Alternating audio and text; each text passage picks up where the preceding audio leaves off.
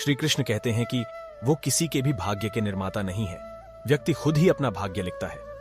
आप जैसा बीज बोएंगे आप वैसी ही फसल ही काटेंगे। आप जैसा कर्म करेंगे आपको वैसे है परिणाम। यदि विद्यार्थी मन लगाकर पढ़ाई करेंगे तो परीक्षा में सफल होंगे। इसलिए हर व्यक्ति का भाग्य तभी बदलेगा जब वो ऐसे कर्म करेगा। पृथ्वी, जल, अग्नि, वायु, आकाश, मन, बुद्धि और अहंकार, ये मेरी प्रकृति के 8 विभाग हैं।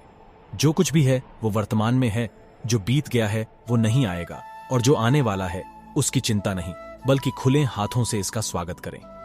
भ्रम और संदेह से परे, जब आप भगवान से प्यार करते हैं तो आप हर चीज से प्यार करते हैं। मन उन लोगों के लिए दुश्मन की तरह काम करता है जो इसे नियंत्रित नहीं करते हैं, और जिसने अपने मन को जीत लिया है उसके लिए मन सबसे अच्छा मित्र है।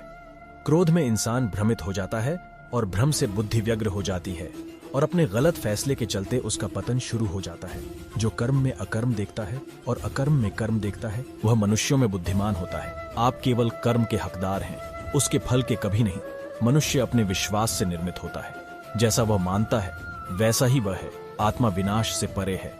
कोई भी उस आत्मा का अंत नहीं कर सकता जो अनंत है। खुशी मन की एक ही अवस्था है जिसका बाहरी दुनिया से कोई लेना देना नहीं है। यांत्रिक अभ्यास से बेहतर है ज्ञान, ज्ञान से बेहतर है ध्यान। कोई भी व्यक्ति जो अच्छा काम करता है उसका कभी भी बुरा अंत नहीं होगा।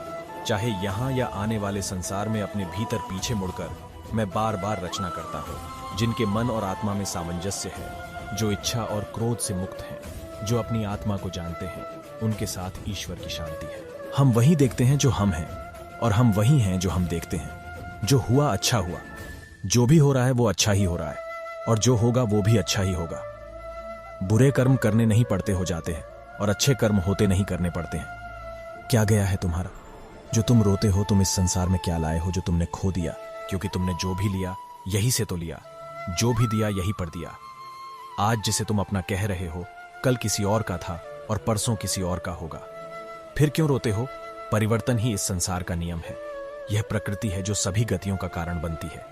अहंकार से मोहित मूर्ख उस धारणा को धारण करता है जो कहती है मैंने किया। गर्मी और ठंड, सुख और दर्द की भावना इंद्रियों के अपनी वस्तुओं के संपर्क के कारण होती है। वे आते हैं और चले जाते हैं चिरकाल तक। आपको उन्हें स्वीकार करना चाहिए। पूर्ण लगन के साथ अपना कार्य करो, लेकिन उसके फल की इच्छा मत करो, क्योंकि जब आप फल की इच्छा करते हैं तब कहीं ना कहीं आप अपने कार्य में पूर्ण रूप से समर्पित नहीं हो पाते।